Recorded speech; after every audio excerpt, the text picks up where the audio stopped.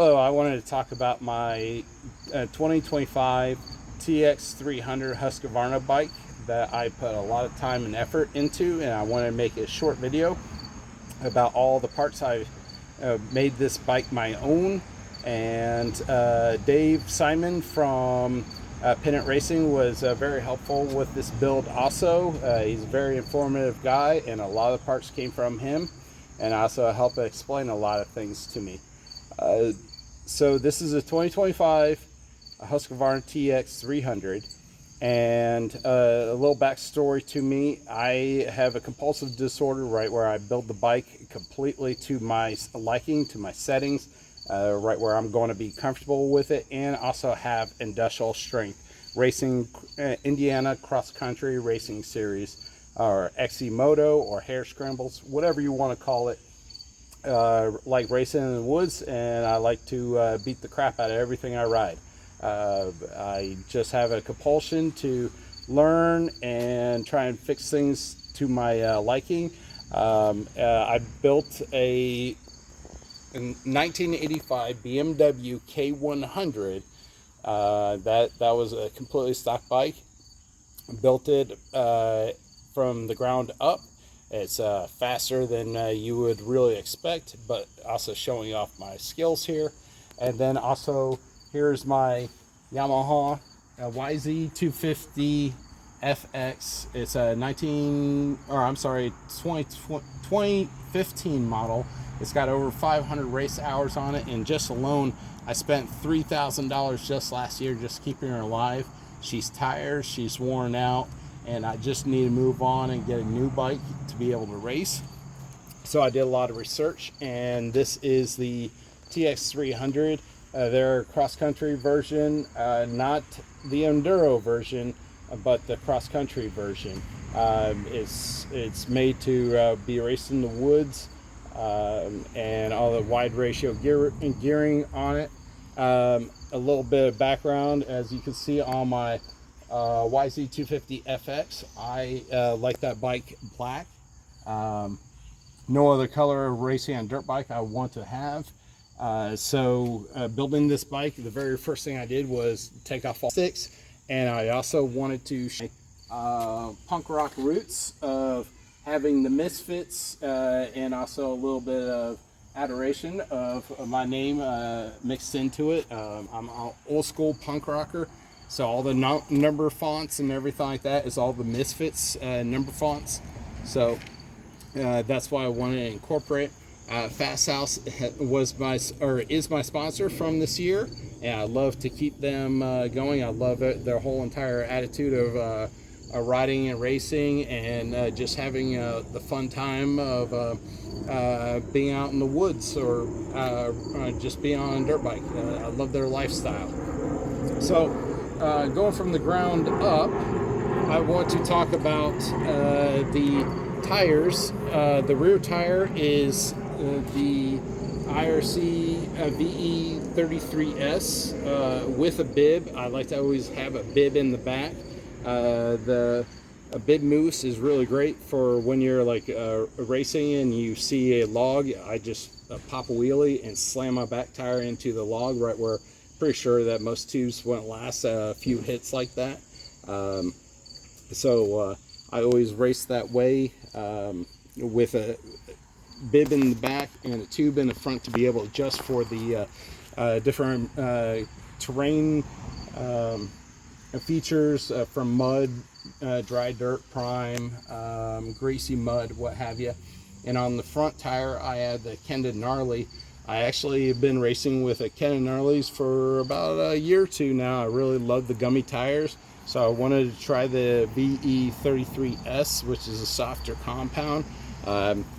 It's a very, very pliable, turnable, flexible gummy tire, so a lot of people said they love it. So hey, I'm trying it out for the first time. And then also I have a P-Tech skid guard on the front. The front plate, I want something that's going to be industrial strength. A lot of people are like, oh well, you just ride it without a pipe guard, and I was like, no, I don't want to be replacing 300 every single time. I bend it, and I will definitely be destroying that. So I have the bulletproof designed rear rotor guard on the bottom there of the bike, and then also on the very front of this front tire here, I have the bulletproof designed front rotor guard. I raced a couple years ago, or last year, at GNCC Snowshoe Mountain, and I realized going through that course, it was a rock garden, through a rock garden, into another rock garden, on top of a rock garden, and I realized that I was out of my element without racing a front rotor guard. So I was like, you know what, I love that race. That's probably the best race I've ever raced in this country.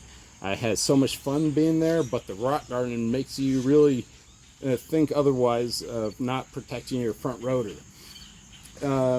So I have also from Pennant Racing a lot of parts from them. I have the bullet fuel rail. You really can't see it, but it's underneath there. The stock one's plastic, and it's been notorious for breaking. Actually, in my little supply bag that I got when I bought the bike from the dealership, they actually had a spare one in there. So that tells you how fragile that is. So I put on the Billet Racing billet fuel rail from Pennant Racing, I'm sorry. Then also I have the pressure sensor holder. That's also billet. I had that anodized to black because it only came in bronze, and I really wanted to have it stand out a little bit with the rest of the bike, so I billetized that black. And then also I added the fuel filter from Pennant Racing. That's one of those ones that you can open up and clean on the go. The stock one was notorious for filling up real quick, and also restricting in the high RPMs the fuel going all the way through the system into the fuel injectors on it. So I immediately listened to Dave from Pennant Racing, and he has quite a few videos and instructional videos on how to shave off 2 millimeters off the intake piston skirt. It was notorious if you over revved it that those 2 millimeters would hit the crank and just grenade the whole entire engine. So I was proactive with doing that. And once I had the piston out, I drilled a hole into the water jacket because on the left side here on the cylinder, it is notorious for having a hot spot. So I went ahead and while I had the cylinder off, to go ahead and drill that 1/4 inch water jacket hole a little bit wider in order for it to cool a little bit better. And you only need to do it on the left side of these. So if you come around the side here on the right side, I have the billet exhaust power valve cover. What that does is it gives it a little bit more grunt than the stock one is. It doesn't have as much volume as this one does. And also from Billet Racing, all the way underneath there, I have the exhaust manifold from Pennant Racing, and what that does is it coincides with a larger power valve to be able to get more bottom end out of this bike and make it feel like you're racing a 4-stroke when you have a 2-stroke. And also, since the intake manifold is billet, if you were to somehow bend this expansion pipe, it's notorious for on 2 strokes that you crack the manifold on it. So I was a little proactive on that. Then if we take the seat off here,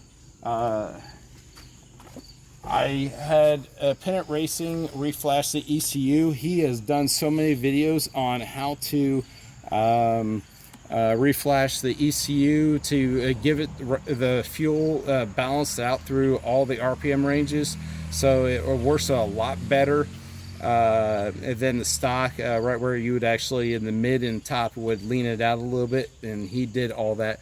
I went with the updated anti-gravity battery from from that company. I've had anti-gravity batteries in the past. They work wonderfully. Stock, somehow, some way, I've heard people getting like 5 rides out of them, and they're completely dead, even though that the dealership gives you a lithium battery with it from Husqvarna.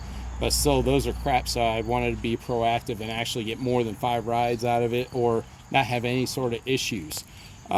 Then from there, I just got this last week. This is the new Takamoto snorkel kit. And with the snorkel kit, it's kind of hard to explain, but the fuel pump is somewhere around here and only picks up from this much going on up, but it never gets to the very bottom. So you're carrying around, I think someone said, like 1.1 gallons of fuel on both sides of the gas tank, with it not being able to suck that fuel into there. So what there is there's a hose on this side and a hose on this side that goes all the way to the very bottom. There's a magnet underneath here, and there's a little spigot that sucks all the fuel up and goes into the Takamoto 3,000 hour fuel pump. These are one of the best fuel pumps you could ever get for a dirt bike. And this comes with the kit itself, so I didn't have to spend any extra money for the 3,000 hour Takamoto fuel pump. It came with the kit, but this is a real lifesaver, especially since I'm going to be racing this.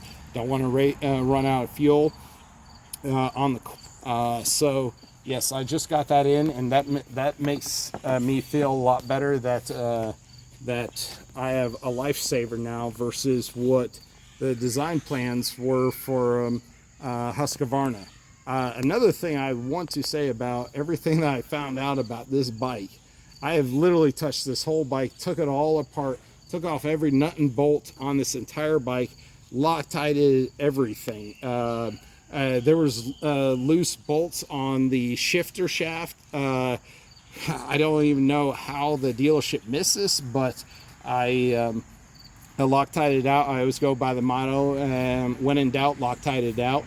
I went through this whole entire bike and greased everything. You would be surprised on how little grease Husqvarna put into this bike. Just on the swing arm and the linkage and everything, there was a very, very, very little amount of grease. I took out the swing arm shaft and ran a paper towel down it, and it barely even got it even a little bit damp. So I put some lithium grease in that because that's going to be the hardest working pivot point on the entire bike. And then everything else, I just use all-weather grease on that. So moving forward, let's talk about the handlebars. I'm an old school BMX. And I've always liked a certain bends and certain rises and everything like that when I used to ride BMX. And so I wanted to have the same bars as I have on my Yamaha, which are the mica metals RC bars. They're a little bit higher than usual, but that's the way I like it. I love the sweep on them, the perfect bend for me. And so I was like, yeah, the stock bars on them were crap. They felt like that I was going to fall over the front of the bike. And then also I got of course the little Misfits logos on the donuts. So moving forward, I have the Cycra bar clamps right here that connects everything to my Tusk handguards. I always like to have something solid versus something that's going to be moving around while I'm racing and not have to worry about like bending these back in place. These mount right to the bar mounts, and then from there come right here and connect right. And I had them on my YZ250FX for roughly about 10 years now, and I haven't bent them yet. Then coming over here is also something really tricked out. I have my clutch right here, and then right here I have underneath, I have the Tusk I'm sorry, not Tusk, the Recluse left-hand brake. When we go racing, we're flying down hills or ravines that are like literally straight down, and sometimes you just can't have the right pressure going down the hills. You don't want to lock your rear end up. You want to be able to feather your brakes whenever you want to. This connects directly all the way through the bike, all the way to the very back. This is wonderful. I like to always tell people, I have one on my YZ250 FX. That's like riding a mountain. And so immediately I was like, yeah, I got to get this for my bike, because it actually makes me feel a little bit more stable, a little bit more control going down hills. And especially if you're taking right-handers, you don't want to be like hitting your foot brake and taking a right-hander at the same time and try and keep your weight balanced. I'm able to do this with the left-hand brake. And then of course I have a very short inseam. So I have the Enduro Engineering short low seat. That definitely helps out. This whole entire bike is just a ½ inch taller than my Yamaha. My inseam really short. I have got from the Army. I have they measured me out at 28.5/8 of an inch. Inseam underneath 29. So I wanted a bike that's going to fit my needs. Coming up to the very last things here, all the way at the very bottom here, I have the Fastway a linkage guard. That also you're able to adjust that to your height settings. They have 4 different settings. I put it at the lowest. And that's for my needs. Like I said, this bike's a little too tall for me, but I wanted to really help myself out with being able to get back on the bike without any issues quickly. And then also the foot pegs are the Bulletproof Designs foot pegs with a little rear cleat right there. I have on my YZ250 FX, I have the Fastway EXT pegs. That's what all the GNCC Pro guys all race. And I saw these, I was like, you know what, I'm gonna give those a try. I haven't ridden this bike. This bike actually has only 0.7 hours, not even a full hour yet, 0.7 hours. I completely took apart this whole entire bike, greased everything, Loctited everything, went through it all to make sure everything's nice and tight, ready to rock and roll. I have to say that I took my time doing everything. I was not in a rush, and now tomorrow I get to ride this bike for the very first time. And I hope you liked my build. I just want to say, like, I have on the back here, I have my emblem. I really want to say that Misfits have always been an influence on my life. I've always wanted a black bike. I always wanted the support house. I love their lifestyle, and I really wanted to support everybody the right way. The accents of font definitely was used on this. That's really all I can say about this build. I do want to conclude with saying, so here's a helpful thing if you are air scrambles. I just want to give this little tip. I promise you this works every single time. If you're ever in a fight or karate or whatever, you always want to lock eyes with somebody. Their eyes are always going to tell you everything about what they're going to do next. And that being said, always at the start of the race, you're on the starting line. My helpful hint to everybody is don't look at the flag being raised. Look at the flagger shoulders. When you look at the flagger's shoulders, that's going to be the very first movement before he raises the flag. That's going to give you a ½ a second head start than everybody else.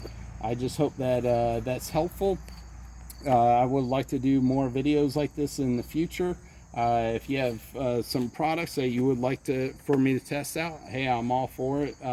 Love for Fast House to send me some more support, and I'd love to try out more of their racing clothes. I pretty much have everything that they make in black. I like to always be the black racer. I hope you enjoyed the video. Thank you very much for watching. Goodbye.